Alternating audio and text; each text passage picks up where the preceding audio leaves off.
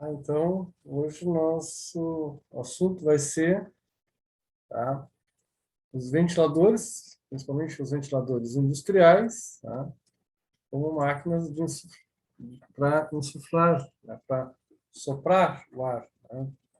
Então, são máquinas que estão destinadas a aumentar a pressão do, do fluido, que agora nós vamos trabalhar ou com ar ou com algum tipo de gás.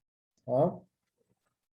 Nas bombas a gente trabalhava com líquidos, né? Então, basicamente, a parte de bombas é trabalhar com líquidos, impedir velocidade e, em alguns casos, até pressão aos líquidos. E agora nós temos os gases, que gases ou ar, né?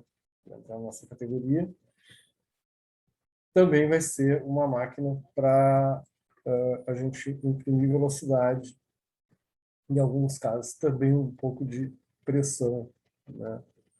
Mas o nosso objetivo com ventiladores é a vazão, a quantidade de ar ou de gás que vai ser transportado.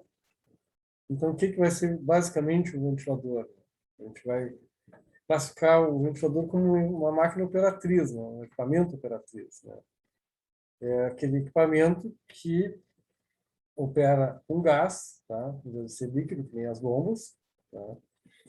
São consideradas turbomáquinas geratrizes de fluido que se destinam a produzir o deslocamento de gases. Então, o que quer dizer isso? Quer dizer que a gente vai tomar a energia, né, de um motor, energia mecânica de um motor, para transformar isso em energia cinética, né, ou seja, transformar em velocidade, né, para deslocamento de um gás ou de uma massa de ar.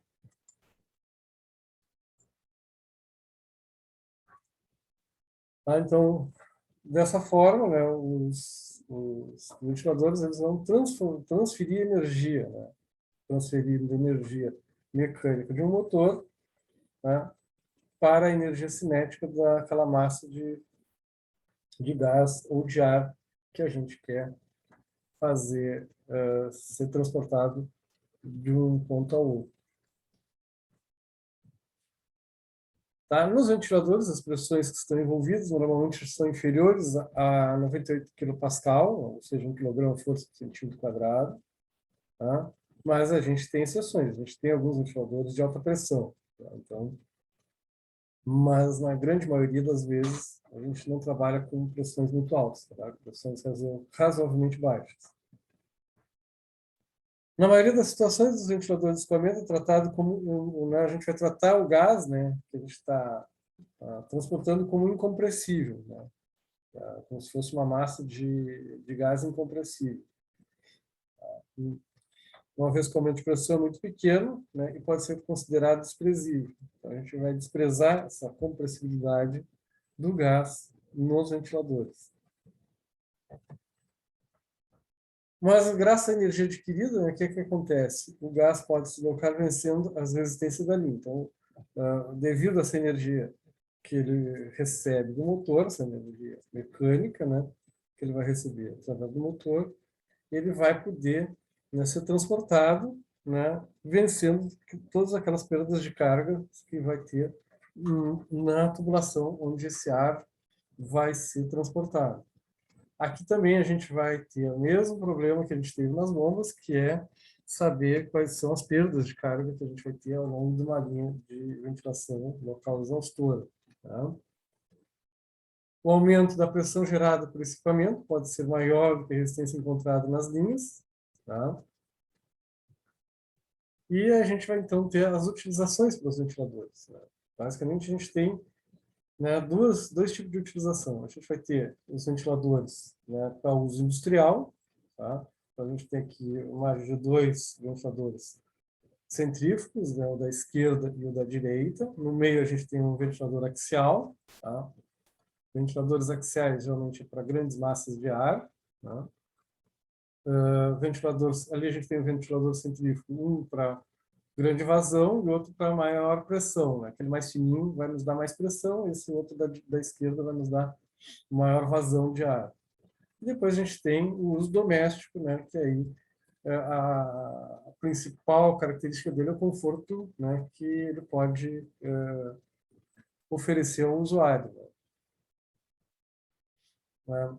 A gente, nesses ventiladores industriais, a gente vai usar ele para insuflar ar ou para fazer a retirada do ar, hoje, né, a exaustão. Ou a gente vai fazer a insuflação ou a gente vai fazer a exaustão de gases. Então, a gente pode ter aqui um exemplo que a gente pode insuflar, né, gases em alguns geradores de vapor, tá? Ou a gente pode fazer, ou insuflar ar no sistema de siderúrgica, de metalúrgicas, né?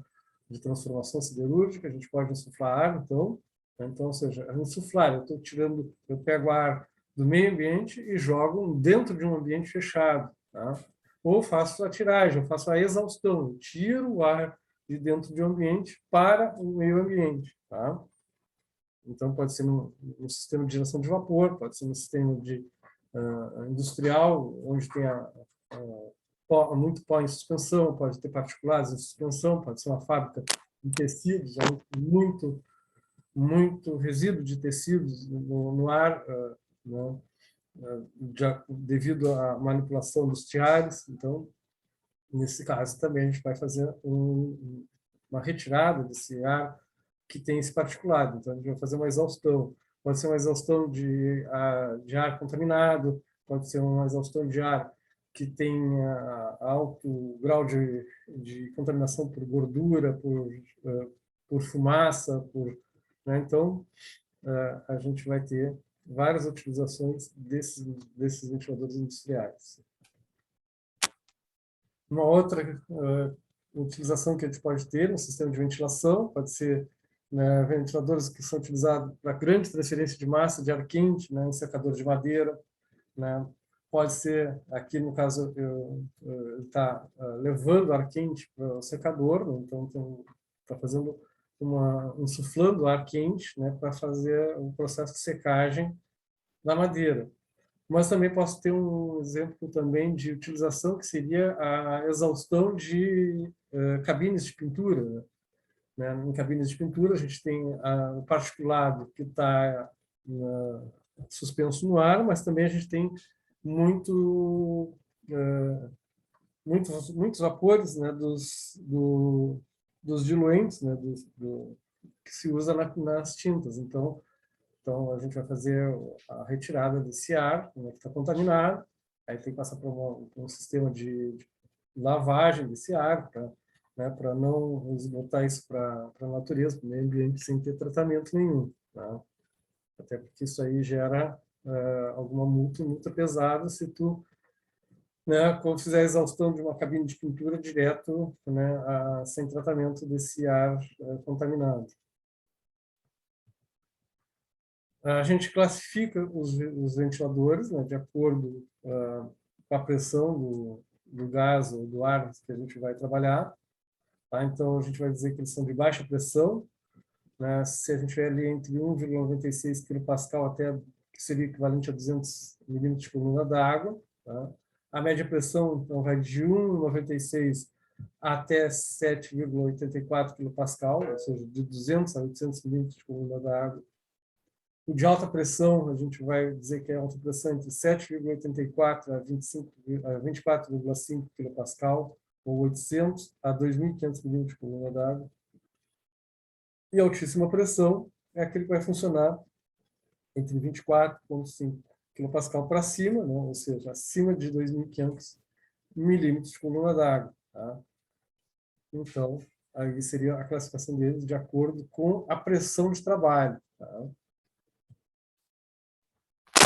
A gente pode classificar também os ventiladores, né, de acordo com o seu tipo construtivo. Então, a gente vai ter, basicamente, os radiais, de fluxo radial, que é os conhecidos como centrífugos, tá? E os de fluxo axial. Mas a gente também, às vezes, tem algum que se utiliza do intermediário, que seria um fluxo semi-axial. Mas a grande maioria deles vão ser classificados ou como radiais, que são centrífugos, ou com axial. Tá? O radial é aquele que vai fazer a entrada do ar, fazer uma tomada, né, axialmente, mas a saída ela sai, né, de acordo com o trajeto do ar por dentro da evoluta do ventilador, né, e sai tangenciando o rotor do ventilador, fazendo então a descarga radialmente, tá? Ou seja, em direção ao raio do ventilador. E o ventilador de fluxo axial é aquele que o ar, né, passa, né, no mesmo sentido do eixo. Ele passa pelas hélices, ele passa pelas pás do ventilador, né, seguindo sempre uma linha do mesmo sentido do eixo. Tá? Então, aqui a gente tem a visão do ventilador centrífugo, radial centrífugo, né? Então, a gente tem aqui o rotor, né? À esquerda a gente tem o desenho do rotor. O ar vai entrar, né, pela parte central aqui, ó, dentro pela parte da frente aqui. Aqui tem um centrífugo, dá para ver bem direitinho. Ó. O ar vai entrar aqui por essa parte daqui da frente, né? O motor, enquanto roda, vai, então, transferir energia cinética, né, para esse ar, né, aumentando a energia cinética desse ar, e ele vai aumentando, então, assim, aqui vai diminuindo aqui dentro da evoluta, né, essa área de percurso aqui dele vai aumentando, vai diminuindo, desculpa, até que chega num ponto que ela aumenta e sai, tem a saída radialmente, ou seja, ela sai tangenciando o rotor aqui por baixo, aqui porque estaria aberto aqui, ó, que essa parte aqui está aqui em cima, aqui, ó, onde está aberto aqui, né? Então aqui em cima vai fazer a descarga do, do ar. Tá? O segundo tipo construtivo, que é o semi-axial, tá? Então ele tem uma mistura, né, de centrífugo com axial, tá? Então ele vai usar pás como se fosse um ventilador axial, mas a descarga dele se dá radialmente, tá? Então ele vai ter a entrada com as pás axiais, mas na hora de fazer a descarga, né, então vai ter os canais lá dentro que vão direcionar esse ar para que ele saia radialmente. Já o terceiro, né, segundo, seria o último tipo construtivo, né, o terceiro tipo construtivo, o axial, tá? Então, é o tipo em que o ar ele passa pelas pás do ventilador aqui. Então, a gente tem aqui o ventilador, né? E o ar vai passar, né, no mesmo sentido do eixo aqui. Assim, ele passa paralelamente ao eixo, né? Não havendo nenhum desvio do ar na passagem pelas pás. Tá? Bom, outra classificação que a gente tem para os ventiladores, né, é de acordo com os formatos das pás. Como é que essas pás desses ventiladores são construídas, como é que elas, né, e com o comportamento dessas pás e por que a gente vai utilizar cada um desse tipo de pás. Então, a gente tem as pás retas, tá? As pás inclinadas para trás ou para frente e as pás curvas de saída radial. Tá? Então, quando é que a gente vai usar uma pá voltada para trás, quando é que a gente vai usar uma pá voltada para frente. Então, né, se eu quero mais pressão, se eu quero menos pressão, se eu quero mais vazão, se eu quero menos vazão. Então, de acordo com a característica da qualidade do ar que eu quero, né, é que eu vou, então, utilizar. Se eu quero fazer uma ventilação exaustora, e eu quero, nessa ventilação exaustora só retirada de massa de ar. Né? Então, eu vou ter uma característica de pá. Mas eu estou com uma ventilação exaustora, por exemplo, num moinho de arroz, onde eu tenho que não só tirar a massa de ar, mas também tem que levar toda aquela casca de arroz, né, que está em suspensão. Então, ou seja, tem que fazer transporte particulado. Se eu vou fazer transporte particulado, então, outra característica que eu tenho que ter de pá. Tá? Eu vou ter mais vazão de ar, menos vazão de ar, vou ter mais pressão, menos pressão. É um ventilador que precisa manter um ambiente pressurizado. Então, na realidade, eu estou fazendo uma insuflação de ar com pressão. Né? Então, tem que dar pressão nesse ar. Então, um rotor mais estreito ou um rotor mais largo. Então, né, essas características vão entrar, também vão contar no formato da pá. Tá? Então, aqui a gente tem o desenho, mais ou menos, formando aqueles que ele nos falou ali, ó. Pás retas, inclinadas para trás ou para frente, né? E pás curvas com saída radial, tá? Então, aqui a gente tem voltados para trás, voltados para frente, as pás retas, tá? Então, cada um tem uma característica funcional, tá? Então, aqui a gente às vezes tem rotores com menos área, né, de pá, mas que não vai nos dar, depende, mais pressão, voltada para trás, né, que eu posso ter mais quantidade de ar com menos pressão. Esse com um monte de pazinho aqui, geralmente, é o rotor que se usa em ventiladores para ar-condicionado, ou seja, que eu preciso, né, ter uma vazão grande de ar, preciso de uma vazão grande de ar, e preciso de que ele não seja muito, que ele tem que ser silencioso, não pode ser muito barulhento, tá? Então, a gente tem essas características, né? Também que a gente tem que levar em conta, né? A velocidade da vazão que eu vou ter desse ar, né? Porque, de acordo com a vazão, também o nível sonoro desse ventilador vai aumentar ou vai diminuir, né? Geralmente, quanto maior a vazão, mais barulho ele vai fazer. Tá? Então, aqui mais um que mostra o formato das pás, né? O número de entradas, então, ele pode ter uma entrada unilateral de aspiração simples, que é uma parte deles, né? Ou ele pode ter uma entrada bilateral ou de dupla aspiração, tá? Aí já é mais ou menos também de sistema de ventilação com refrigeração, sistema de ventilação e refrigeração, tá?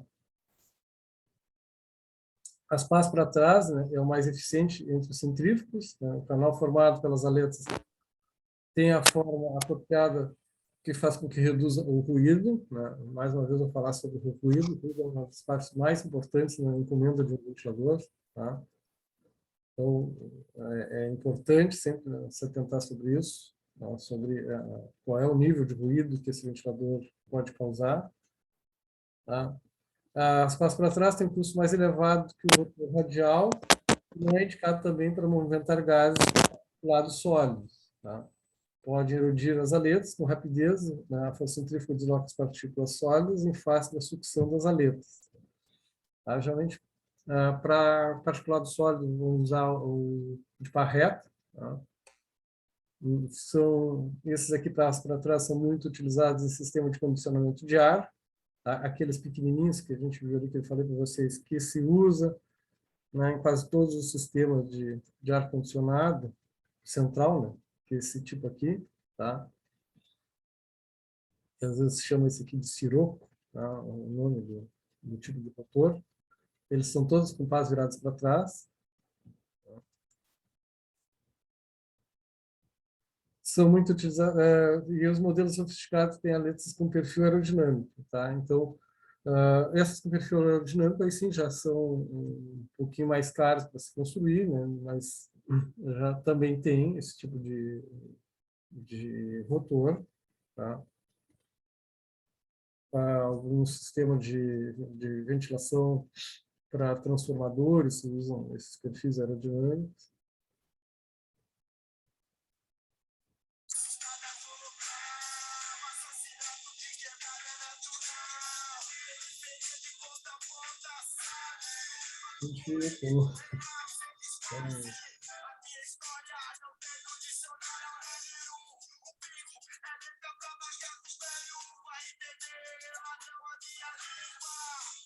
Só dá para dar uma desligadinha nos microfones aí, para fazer um bom... Obrigado.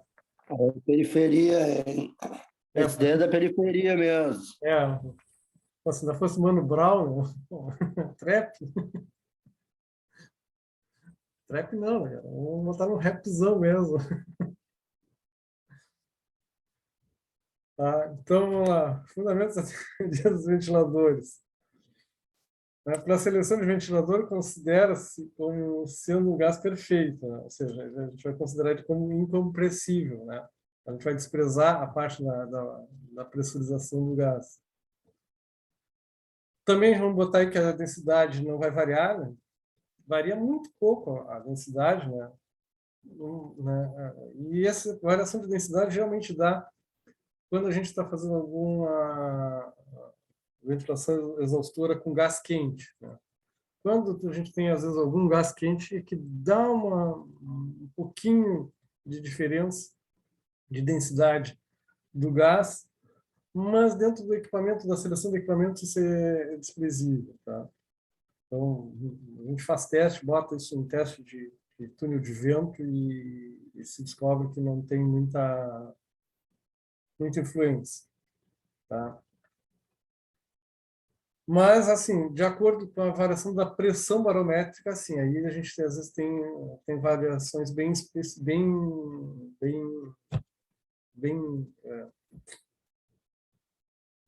significativas, tá? Quando a gente faz a variação da pressão barométrica, ou seja, a pressão do meio da atmosfera, a pressão atmosférica do meio, aí a gente pode levar em consideração uma variação bem expressiva, tá? Então, ventiladores são máquinas que produzem fluxos de ar ou de outros gases com vazões relativamente altas e pressões baixas. Embora possa ser usado qualquer gás, na prática, né, a gente tem, a grande maioria das situações, a gente está tratando com massa de ar. Então, o ar está quase sempre presente, seja na forma natural, como climatização e ventilação, seja misturado com outros gases, como exaustão de algumas máquinas térmicas. Alguns aspectos termodinâmicos referentes à compressão podem ser desprezados sem grandes erros, e a análise pode ser feita apenas com a equação de Bernoulli, tá? Que é aquela equação que também se usou para as bombas, né? Aquela equação que a gente viu sexta-feira, né? Que envolve as pressões, as velocidades, né? E as perdas de carga. Opa. Tá? Então, imagina a seguinte situação, né? Com uma instalação simples, né? Conforme a gente vê na figura, o ventilador vai aspirar o ar aqui na parte zero, né, e vai insuflar até o ponto 3, ou seja, ele vai enviar o ar lá para o ponto 3 da instalação. Tá. Considerando que a massa específica do ar é muito baixa se comparada com os líquidos, né, assim como a maioria dos casos práticos, diferença de alturas, né, então, aqui, como a gente, a massa específica do ar, né, a gente pode dizer que essas alturas manométricas, a gente pode desprezar as alturas manométricas, tá? Elas não vão fazer grande diferença, né, no cálculo em relação às pressões manométricas do gás e às velocidades de vazão do gás. Tá? Então, na equação do Bernoulli, que é essa equação que está aqui embaixo, que a gente leva em consideração a pressão, a velocidade e a altura manométrica, tá? Então, assim, cada termo dessa equação do Bernoulli é um termo relativo a um tipo de energia, tá? Aqui, o Z, que é a altura manométrica, é a energia potencial gravitacional. A velocidade ao quadrado, que aparece aqui, é de acordo com a energia cinética, tá? E aqui, a pressão, então, é devido à variação de pressão, a energia devido à variação de pressão. Então, a gente tem aqui os três termos, que são da equação, que é o trabalho, né? A parte da pressão nos dá o trabalho realizado pelo gás. Tá? Então, aqui a gente tem a equação, nada mais é do que a equação da conservação da energia. Então, a gente tem a energia na aspiração e a energia na descarga do gás. Tá? E esse termo HT aqui é a perda manométrica, né, devido a todas as perdas de cargas totais que a gente tem na tubulação. Mesma coisa, a gente vai ter perdas por curvas de 90 graus, a gente tem perdas por curva de 45, por causa de curva longa, por causa de curva curta, né, por causa de flap, por causa de uma série de coisas que a gente coloca na tubulação do sistema de exaustão. Tá?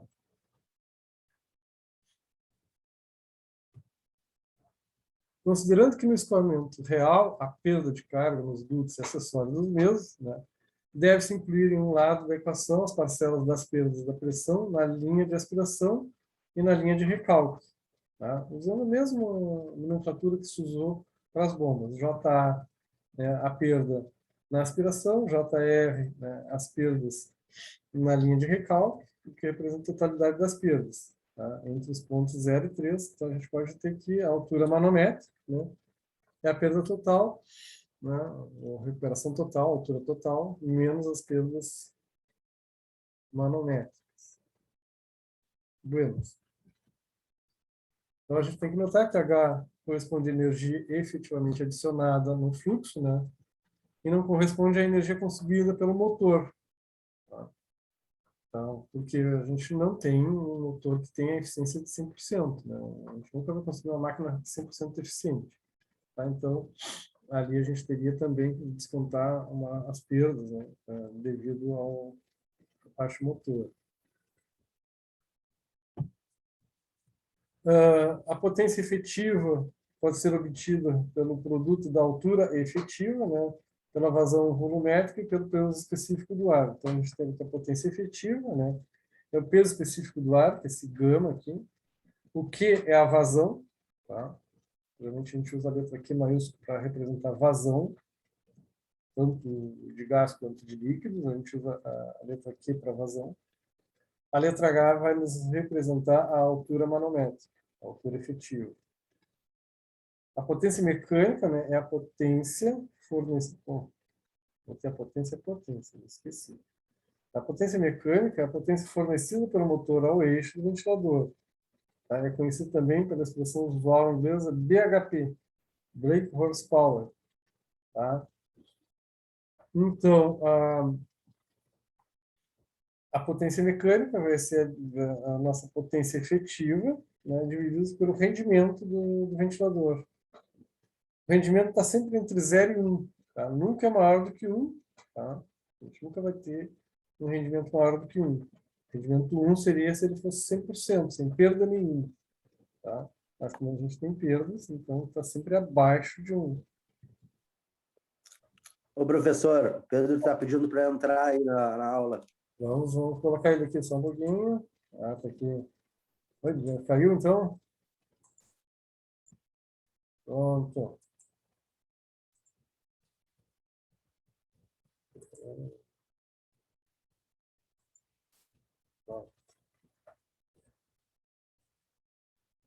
Obrigado pela avisada. Buenas, vamos lá então. A pressão total, né, que é a pressão útil do ventilador, ou pressão manométrica. Tá? A pressão manométrica vai ser a pressão, né, com que tu tens entre a sucção e o recalque ali. Né? Então, o que a gente... Porque tu vai ter uma pressão manométrica... Na verdade, o que se tem é uma pressão atmosférica lá na tomada de ar até a saída é pressão atmosférica. O que acontece, então, é que a gente vai ter uma pressão aqui na sucção e uma pressão aqui no recalque. Tá? Que se explica pela equação do próprio Bernoulli ali, né? Que, como a gente tem envolvido também velocidade, perdas, né, por causa de atritos, né, essa pressão na entrada, na sucção e no recalque não vai ser a mesma. Então, a pressão total será a soma das parcelas estática e dinâmica. Tá? Onde ali a gente tem que ter a pressão total, a pressão estática e a pressão dinâmica, tudo dado em Pascal. Né? Aqui não é o AS, é PS. Tá? Então, essa pressão estática é a pressão de saída menos a pressão de entrada. Tá? E a pressão dinâmica, então, é dada em função da variação das velocidades, como eu disse para vocês. Pela própria equação do Bernoulli, a gente nota, né, esse termo das velocidades ao quadrado, ali, né, a diferença entre elas. Então, a gente tem ali a massa específica, né, sobre 2 vezes a velocidade de saída ao quadrado, menos a velocidade de entrada ao quadrado. Tá? Tem a ver, deixa eu voltar aqui um pouquinho atrás, né, com os termos da nossa equação. Ó. A gente vai estar vendo ali, ó. É função, as pressões ali, ó, a diferença de pressão vai ser em função, se eu passasse aquela P2 sobre gama para o outro lado, né, e passasse V1 ao quadrado para o outro ali, né, Então, eu ficaria exatamente com esse termo. Ó, diferença de pressão é igual a V2 ao quadrado menos V1 ao quadrado, né? Ou seja, a descarga menos a entrada. Tá? Então, o que ele está me falando aqui, que essa pressão dinâmica nada mais é do que a variação da pressão, né, devido ao movimento da massa de ar dentro do ventilador. Tá? Então, aí a pressão total, né, vai ser, então, essa pressão de saída menos a pressão de entrada, tá? Vai ser, seriam as pressões manométricas, mais essa parcela dinâmica. Tá? Então, aí a gente tem a parcela total. Aqui são, para o pessoal que não está acostumado com, às vezes, com conversão de unidades de pressão, tá? Às vezes a gente tem alguns sistemas aí que são importados, aí eles trazem as medidas em, ali em pés, né? Então, libra por polegada quadrada, libra por pé quadrado, né? Então, depois a gente faz todas e tem as faturas de conversão para vocês, se precisar fazer, mas eu acho que hoje em dia não há necessidade, né? Tudo pode ser feito no celular ali, né? Isso aqui é da época, né? Na minha época não tinha celular para a gente ficar, quantas libras por polegada quadrada isso me dá em quilograma por centímetro quadrado, né? Hoje tu bota no celular e ele faz direto para ti ali, né? Não precisa, a gente está fazendo, consultando tabela, fazendo regrinha de 3, né? Já tem celular para fazer isso. Mas quem precisar algum dia tem uma tabelinha para vocês darem uma olhada. Tá? Bom, a pressão total deve ser superior às perdas de pressão encontradas na linha. Essas perdas a gente calcula e tem tabelas exatamente que nem a parte da hidráulica. Então, também tem tabelas, tem normas para isso. Tá? Quando vai construir uma uma linha local de ventilação exaustora ou de insuflamento de ar, tá? Então, a gente tem lá as tabelas que são recomendadas para se fazer o dimensionamento em cima dessas tabelas. Então, são normatizadas. Tá? Assim, a pressão real deve ser expressa como a pressão total, né, menos as perdas na linha. Outro ponto que deve ser considerado é quanto à vazão que o equipamento fornece, devendo ser sempre superior ao requisitado. Tá? A vazão gerada pelo equipamento tem que ser maior que a solicitada pelo sistema, para que a gente não venha trabalhar, né, abaixo do efetivo. Né? Eu preciso, né, retirar de uma sala, eu preciso retirar tantos metros cúbicos por hora. Eu preciso tirar, sei lá, 5 metros cúbicos por hora de ar de uma instalação industrial. Se no meu cálculo, né, de exaustão, seja porque tem um gás de alta temperatura que está contaminado, e a norma diz, a norma diz que para esse local eu preciso ter um fluxo de ar de tantos metros cúbicos por hora. Então, eu fiz o cálculo lá, deu 3 metros cúbicos por hora. Né? A gente vai botar sempre um coeficiente para cima. A gente vai botar sempre a mais, né? A gente vai trabalhar sempre folgado. Nunca vou escolher um ventilador para trabalhar naquilo 100% que tu calculou. Então, sempre bota alguma coisa a mais para trabalhar sempre folgado. Bota lá 20%, 30%. Vai depender do que a norma diz para... Então, a gente tem várias normas, né, para exaustão. Né? Então, não existe não está nas normas que regulam os ventiladores. Essas quantidades de metros cúbicos que tem que ser retirados de tiragem de espaços do confinado, né, realmente tem uma norma para cada tipo de espaço. Tá? Então, em geral, a gente tem aqui, ó, algumas tabelas de renovação de troca, né, por exemplo, hospitais, né, como sala de anestesia, né? Então, nos hospitais, sala de anestesia é 8 a 12 metros cúbicos por hora, né? Ambulatórios, de 10 a 20 metros cúbicos por hora, nas salas de autópsia, de 8 a 12 também, tá? Igrejas recomendadas de 15 a 25 metros cúbicos por hora, vai depender da capacidade, né? De quantas pessoas, né, tu coloca dentro dessas salas, né? Sala de conferência de 25 a 35 metros cúbicos por hora, tá? Fundições de 5 a 20 metros cúbicos por hora, também depende, né, do tamanho da tua fundição, qual é a tua produção, se é um cadinho, 2 cadinhos, então, como é que tu está trabalhando, tá? Mas aqui é um geralzão, assim, só para a gente ter uma noção, né, que existe, então, taxa de renovação de ar, né, para cada tipo de sistema de ventilação. Isso aqui é só um geralzão, né, a gente tem normas específicas, né, de taxa de renovação de ar, tá? Então,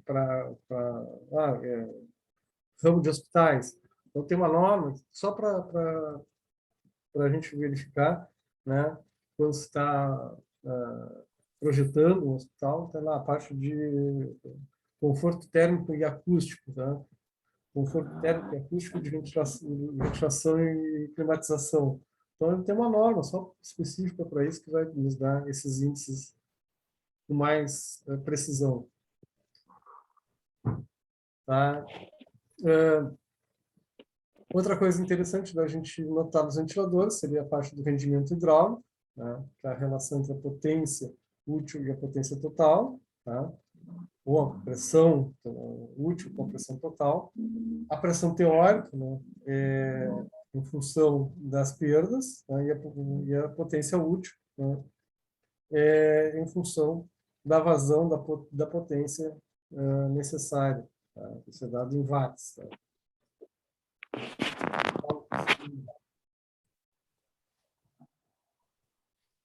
Como nas bombas, os ventiladores apresentam relações de similaridade entre a sua função da vazão, da função vazão, compressão, rotação, eficiência, entre outras. Tá? Então, tem as relações de similaridade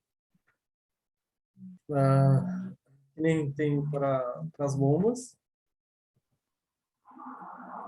E fatores como o ruído gerado deve ser verificado no sistema projetado. Então, quando se vai fazer a escolha de exaustão, de um sistema de fluidos, né, de transporte de fluidos, a gente vai ter, então, uma norma específica para fazer essa parte de teste de ruídos. Né? A norma específica é a norma ANCA, tá? Que é uma norma americana, tem o nome da norma ali, que é o método de laboratório e teste de ventiladores, né? E ela vai dar todos os como se deve ser feito, como deve ser sem para fazer o teste em campo livre ou em sala acústica, tá? Então aqui tem uma fotozinha do laboratório de teste, né? Eu trabalhei nesse laboratório aí, né? Isso aí era da fábrica de ventiladores. Agora é Soler Palau, mas era outros ventiladores, né? Então se faz o teste tanto para se tirar a curva de desempenho do ventilador, como a gente faz o teste acústico nessa câmara aí. Tá? Nesse tipo de teste, tá? Então a gente liga o ventilador, tem vários manômetros, tá? Dá para ver mais ou menos aqui, ó, que tem a partezinha das tomadas de pressão aqui. Tá? Então tem os manômetros ali, depois tem uma parte toda de medição. Tá? E é através dessa tomada de medição dos manômetros ali, que se tem na linha, na câmara lá de medição, a gente pode tirar as, as curvas, né, características, né, de cada ventilador. Assim como a gente tinha as curvas características das bombas, né, para ventilador também a gente tem curva característica. Né? Que aí depois, conforme o volume de ar que tu queres fazer a exaustão e com a pressão de trabalho, tu vai lá e escolhes, né, qual o ventilador mais adequado para ti. Então, aqui tem um para escolha geral, tá? Para ventilador centrífugo. Existe uma carta também para ventiladores axiais. E depois, lá naquela sala, daquele laboratório, é que se tira essas curvas características, né, de funcionamento. Tá? A gente vai ter aqui a eficiência do ventilador, a gente vai ter, né, então, em função da vazão e da pressão, tá? Em função de vazão e pressão, eu posso ter também, determinar qual é a pressão, qual é a eficiência desse ventilador, qual é a característica que eu vou ter dele ali. E aqui tem, então, só para vocês verem mais ou menos a variedade que a gente pode ter desse tipo de ventiladores. Aqui a gente tem um ventilador centrífugo de pá reta, né? Esse tipo aqui esse tipo aqui que tem aqui, esse bem da esquerda, é uns que tem aqui nas fábricas de soja ali da Bianchini, né? Tem dois, se eu não me engano, que é um RMI ali na Bianchini, tá? Desse aqui. Esse aqui já é também para reta, mas não é de alta capacidade. Esse aqui já é para ventilação de ar-condicionado, tá? Com ação direta, né? A gente vai conectar o motor direto aqui no eixo do ventilador, tá? Esse aqui vai geralmente numa câmara de ventilação de ar-condicionado. Esse aqui já é um ventilador de grande tiragem de caldeira, tá? De caldeiras de alta pressão, tá? Gerador de vapor. Tá? Isso que, alguns desses tipos aqui vai alguns navios levam esse tipo de ventilador para fazer a tiragem do ar quente das salas de máquinas, tá? E precisa tirar uma grande quantidade de ar ao mesmo tempo. Alguns exemplos de ventiladores axiais, né? Com pás que são com regulagem de ângulo, tá? A gente pode regular o ângulo de ataque da pá, né? Nesses casos aqui.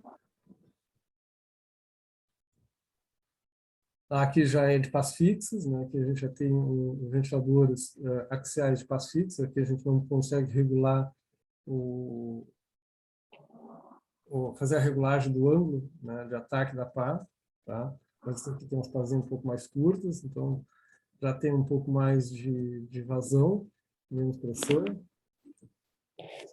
Aqui a gente tem um exemplo de rotor duplo, né? Também para refrigeração, mas é com rotor duplo. Tá? Esse aqui se usa um sistema da Springer, esses dois tipos aqui. Tá? Esse aqui também é para refrigeração, mas aqui o motor fica fora do eixo, então transmissão por correia. Tá? É só um arranjo diferente. Aqui mais um tipo de ventilador axial de grande potência, mas também com as pás reguladas. Então, a gente pode regular o ângulo das pás. E esse aqui é um ventilador que tem um rotor bem estreito, que vai te dar uma pressão bastante grande. Tá? Esse aqui vai te dar, além do fluxo bom de ar, ele vai te dar uma pressão mais elevada do ar. E hoje a aula foi curta. Era isso aí, gente. Tá? Aqui ventiladores, tá? Não tem muito mais do que a gente tratar. Então, vou disponibilizar para vocês essa parte também dos ventiladores. Tá? E aí a gente está encerrando a parte de máquinas hidráulicas. Né? E a partir de amanhã a gente começa com as partes quer dizer, continua sendo parte hidráulica, mas vão ser as partes já com compressores, já vai ser outra, né? E a gente vai começar com com máquinas de combustão, né? Que seriam os motores de combustão interna, né? Ou os motores a diesel, motor a gasolina, né? Então a gente já vai adentrar por essa parte aí, tá? Então essa parte de turbinas, bombas e ventiladores, né? A gente encerra hoje, né? E amanhã a gente continua. Hoje foi curto, mas amanhã a gente tem que dar um refresco, né? Um dia curto e outro dia que nem sexta-feira, vão até 9 horas. Tá, gente? Então, isso. Valeu aí, até. Ah, daqui a pouco eu já estou botando ali no grupo ali. Eu estou devendo acho que é de sexta, eu não botei, né? De bom, acho que eu não botei. Eu já boto as duas lá no grupo. Certo? Falou, então, boa noite. Boa noite aí. Descanso para todo mundo.